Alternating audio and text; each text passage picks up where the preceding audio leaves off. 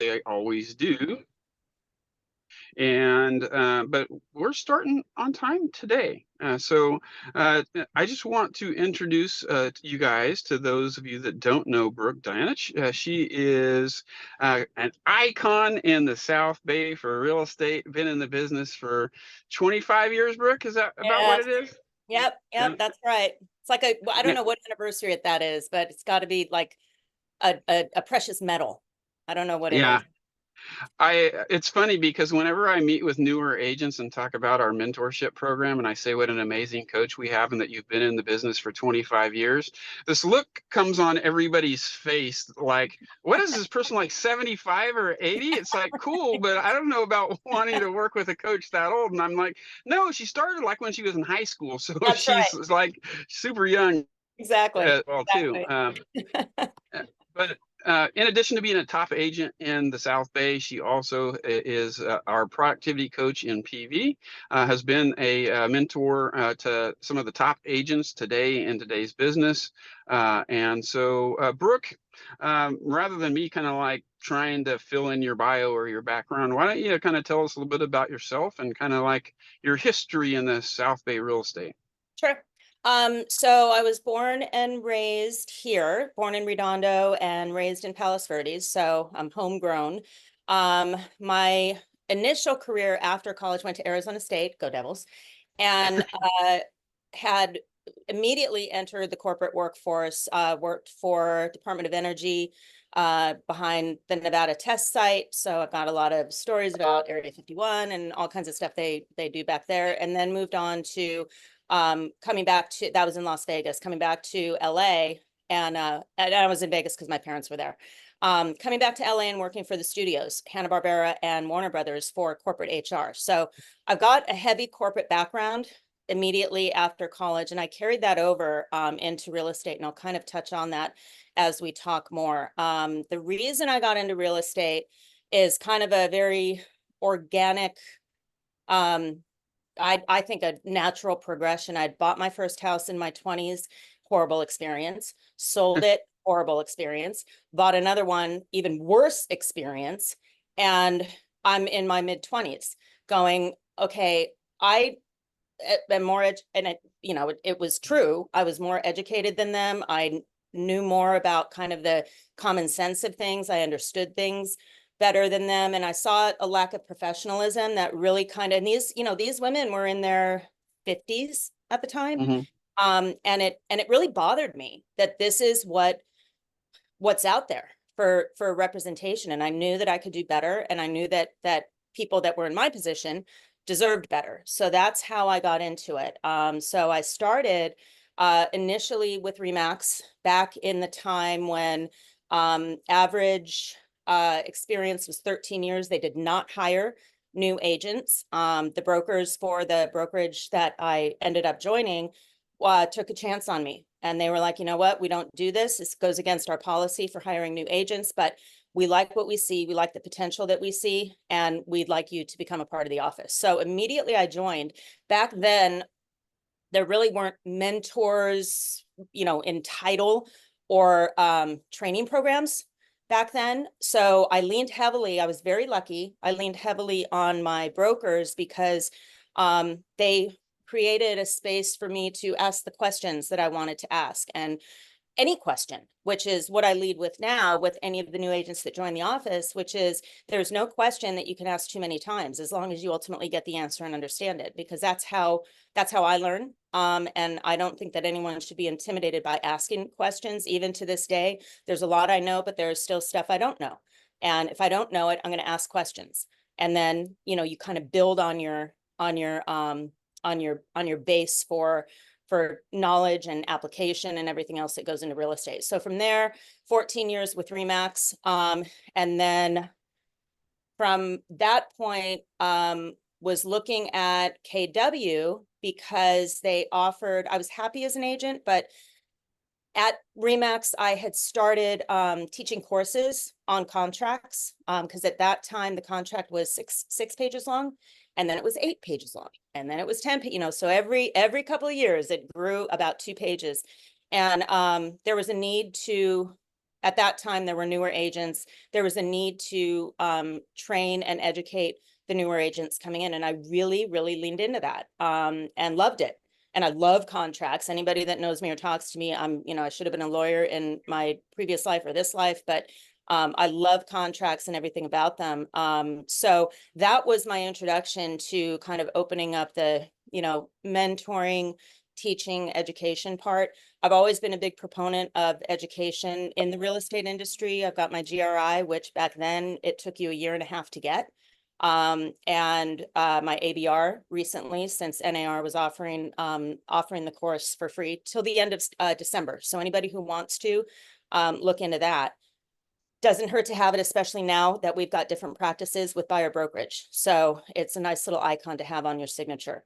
And then KW offered, it offered me more veins to explore, to kind of tap into what I was, that balance of practicing real estate and helping out other agents and doing more for making a difference really internally within the brokerage. So I was a part of building out the mentoring program at KW. And this is the office, the former Beach Cities. And really just absolutely loved it. There was a lot of collaboration between myself and the director and the mentors, and it was something that I was satisfying, that kind of whichever part of my brain was wanting to give back into the real estate industry, to make sure that whoever I was mentoring, I want to train and mentor them to the point where I want to see them on the other side of a transaction. If I have a listing, I want to work with them on the other side of the transaction because I know how they've been trained. My bar is very high, and my expectations are very high. So sometimes that gets me into trouble, but it's, I'm a perfectionist, very kind of type A OCD kind of thing. So it's that's where I was starting to really thrive internally within the brokerage. So cut to now, I popped out for a minute, went to Compass and realized that this is, kind of going a little bit backwards in what I wanted to do and how much I wanted to make a difference. So came back to KWPV. It was kind of home for me because PV, I grew up where we're located is where I spent every day after high school, so it's like the memories and the familiarity were certainly there. Plus, I wanted to really contribute to the office and do what I could to grow the office, to create a dynamic that people are drawn to, and an energy that people want to be around. And so that's kind of where I'm at now. And my production has been, from the start, and we'll touch on that also, from building out my business to where my business is now. It's modifying and changing and adapting to whatever the market is showing us, and not getting caught into the chatter or the rhetoric. And we'll touch on that also. And not getting into the sky is falling, Chicken Little, for those of us who are old enough to know what that is. And not to panic, and go to the right resources to get the information so that you can make really sound and educated decisions. No, I like that. Your entry into real estate sounds very similar to mine. My mentor basically was my broker and said, "Here's your keys to your office. Good luck, kid. Hope you make it." Right. Yeah, So right. we really appreciate you and all that you do with that as well.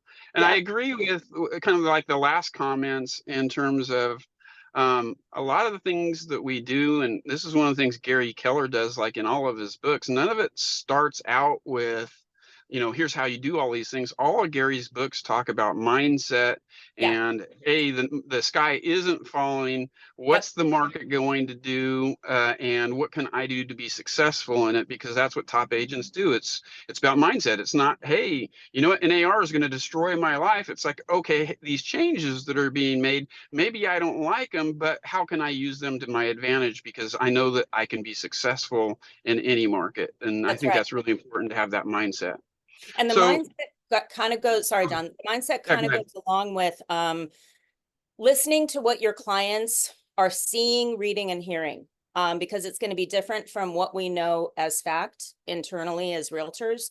And I've seen this. I've been through 4 cycles of real estate, 5, how many elections? four times five, 6 elections.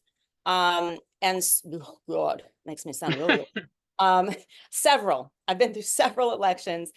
Everything that starting from, oh God, if this person this is going way back. If this person gets in, it's going to completely upend this, and it's going to do that, and you start to, with experience and with practice, in terms of practicing within our industry, you start to see trends. And everyone, NAR, CAR, Lawrence Yoon, the chief economist of is he NAR, I think. You listen to all of the experts who've been around forever, and they track the trends, and they track the mindset, and they track what the public is seeing and hearing and feeling. And it's important to know that, to be able to counter what your clients and people around you are thinking the market, because a lot of it is perception, and but you want the perception to be based on fact. And the news now, as it has been for a long time, is very biased. If it's a slow news day, then everything is catastrophic. If it's a high news day, you don't hear anything about it, right? So so you have to really gauge that balance of knowing what you know, and really kind of correcting the mindset of those around you that are only hearing the news sources that they're listening to. I mean, some people only listen to CNN. Some people only listen to Fox News. And I listen to everything because I want to see both sides of it.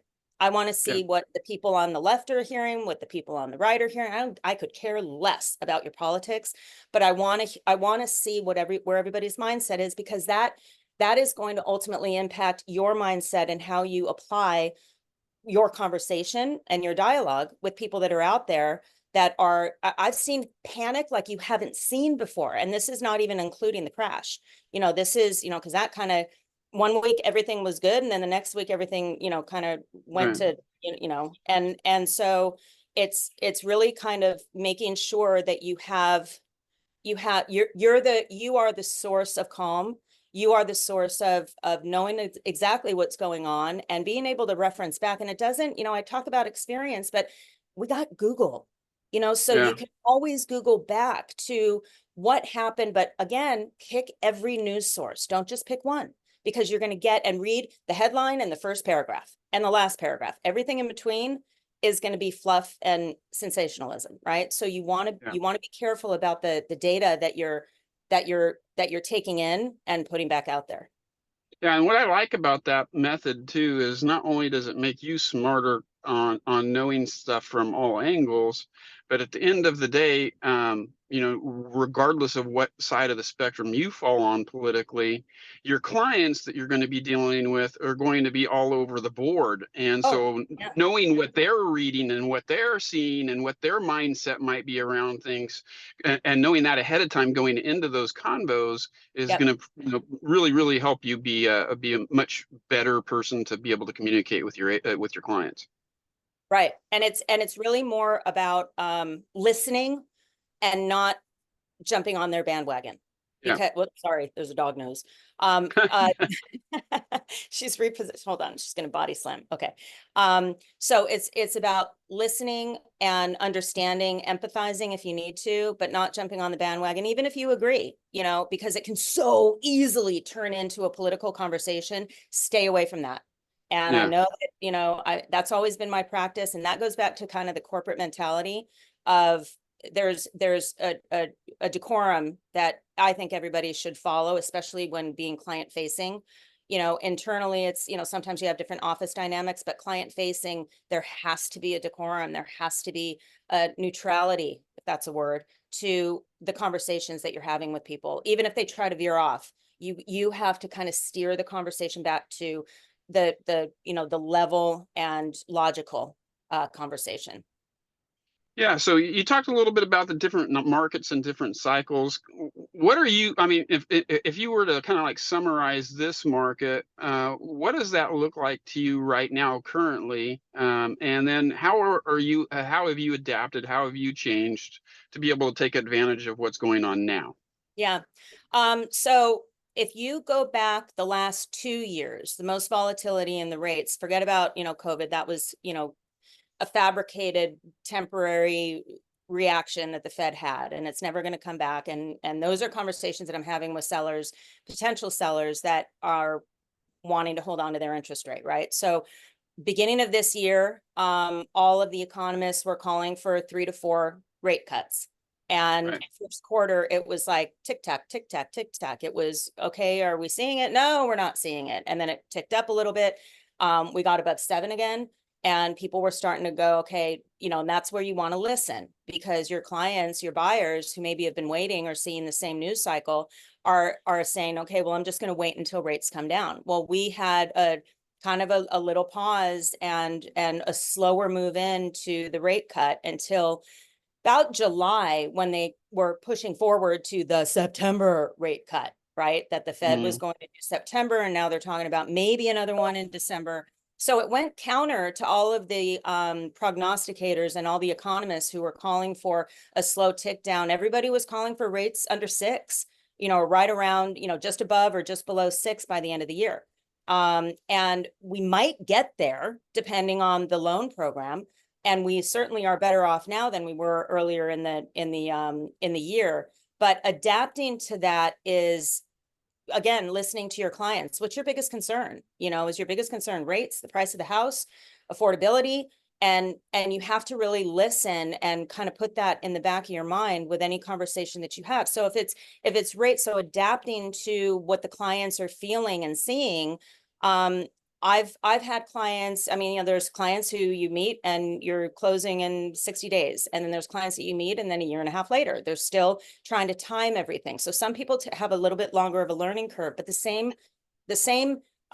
practice still applies, where you need to hear and understand where their concerns are. But you also, and this is what I'm doing, I'm big on Excel spreadsheets. If you're writing offer after offer after offer and you see the market outpace them, and I've got one client right now who's the market continually, we're 8 offers in, continually outpaces the market, continually sending the comp saying this is where it's going to go, and it's spot on. That's exactly where it's going to go. You do your CMAs right, you make your adjustments, and that's something that Brandon, I think, is teaching. If he isn't, then he might be in the future. You go by what an appraiser would value adjustments for bedrooms, bathrooms, square footage, lot size, condition, all of that stuff. Study the appraisal. Those are talking points that you're going to have with your clients. Those are things that we didn't have to do before. So we have to adapt in terms of where the values are, why values are where they are. And okay, yeah, it's not ideal. It's not ideal to have a 7% interest rate, but it's also not forever. So let's look at today and now. Do you want to buy a home? Yes. Okay. Can you afford the payment? Because it really comes down to affordability. Can you afford the payment at X right now? Well, yeah. Okay. So then anything lower than that is going to be a bonus. So what you do is you keep in touch with your lender, you keep in touch with me, I keep in touch with you on where the trends are going with the rates, and you refi, because there's no limit. There used to be. There's no limit on, you have to hold the loan for X amount before you refi. So there's a lot of different avenues that you can take for buyers that are kind of creating obstacles for themselves, that you have to look at the big picture. Because Right. if you're looking to flip right now, and you're not paying cash, you're not fall under market, then those buyers are kind of, those are investors. Buyers that are looking for their homes are going to be a different subset, right? With sellers, it's the same conversation. I had a meeting with the seller that I sold his place. They're outgrowing it. They've got 2 boys, and his comment is very conservative, and his comment was, I can't lose my rate. And I'm like, well, Mark, I get it. And we all know those rates were artificial and temporary, and probably, not supposed to be there to begin with. It was kind of an overcorrection to what was happening with COVID. And he's like, yeah. I said, but the long term, and this was back when rates were 7.5, pushing 8. And even that, Right. I don't know. But my first mortgage was 9.25, and I thought I was lucky. Right. So it's all perspective. So we're now far enough away from those, 2.8, 3.2 interest rates. But my conversation with the seller, and this is again adapting to the mindset of the seller. It was, okay, well, where do you think, and this becomes a conversation, where do you think that gap is comfortable for you? It's not from 3% to 8. I get it. That's way too far of a gap, and you can kind of suck it up for a couple of years to hold on to that rate. But what if rates came down to 6? And he was like, well, I don't know, maybe. All right, well, what about 5.5? Well, okay, yeah. And then, and then you start seeing the wheels turn. Then you start seeing the tipping point of what's going to create motivation for a seller, right? And so having those conversations and knowing where the soft spots are and where the pain points are for both buyers and sellers is something that it does take. It takes finesse for sure, but it also goes back to watching what's going on around you, watching what's really going on, and then hearing and listening to everything that your clients, sellers, buyers, and everyone else is saying, because that's going to direct the conversation that you have. So I can't emphasize that enough, to not just learn, especially for the new agents, not just learn the real estate and learn, do your research, dig deep. There's more information out there than So if you want to start to look at trends, you go to, and Lawrence Yun, I mentioned him. He's the chief economist. He's a super smart guy. Usually he nails it Yeah. every single year. This year he was a little bit off. But we're still ending up in the same place that he anticipated us. It just took us longer to get here. So follow those. If they're doing Zooms or webinars or anything that is going to tap into what the market is doing from an interest rate standpoint, from a federal standpoint, what are the indicators that they're really looking for before they do the rate drop, right? Are they looking at inflation, unemployment? Those are all things and talking points that you can translate over to your clients, and prepare them for what's coming down the pipeline. The last conversation and last touch point I'm gonna make on this for the buyers is having the conversation that when I was in real estate school ages ago, that's when you had to sit in a classroom. Yeah. I'm very visual. I remember the instructors doing a thing like this: when rates are high, prices are low, and when rates are low, prices are high, right? So if you think of that visual, it's foolproof. So when Right. rates start to go down, will tick up because the affordability index increases, but also new buyers are going to be coming into the mix who have been waiting for rates to come to the 6% level. Then you have more competition. The last offer, this 8 offer client that I have, the last one, and this is really infuriating because it was listed way too low, by about $300,000. So there are going to be agents out there, but I advised her it's going to go, around 9, and 30 offers on the property. Yeah. Now, are we getting back to 30 offers? No, because if the listing agents price it right, and I implore all the listing agents, price it right. Don't price it to get 30 offers, because I've seen it way too many times. But if you're representing the buyer and you know where this is going, you got to advise them, look, it's priced way too low. We can't pay attention. And that's the other conversation I have. We can't pay attention to the list price right now. You like the property, you go to the open house, I show you the property. Let me do the comps. Don't pay attention, especially in certain areas and certain agents that, this is kind of their practice. Don't go off of the list price, because it's going to drive you crazy. Let me run the Yeah. comp. Because it's fake. It's fake. Listed at $1. I mean, Yeah. just do the eBay thing, if you're going to do that. So, and it creates more work for the listing agents. So I don't, it's always been a mystery to me, but those are the kind of approaches to take to the sellers and the buyers, and adapting to, and drawing from the data that's out there from all sides. No, I love that. And that's one of the things that used to make me mad, especially in 2021 when the market was really hot, would be to go on social media and see an agent bragging, I got $100,000 Oh my over God. list price for my client. And I'm 100%. like, that's not a good thing. You actually undervalued the property by 100 grand because you were way off. And I would That's right. never use you as an agent. That's exactly Right. right. Yep. Um, Yep. Love that. So, we talked a little bit about you being a mentor. A lot of newer agents typically come on this call.